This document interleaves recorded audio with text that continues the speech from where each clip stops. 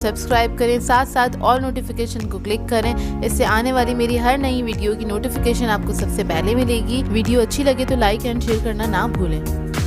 तो चलिए ये रेसिपी स्टार्ट करते हैं। तो यहाँ पर मैंने ले ली थी चने की दाल 500 ग्राम्स के बराबर। कप में मेजर करेंगे तो ये 2.5 कप के बराबर है। इसको मैंने 3 से 4 घंटे के लिए भिगो दिया था।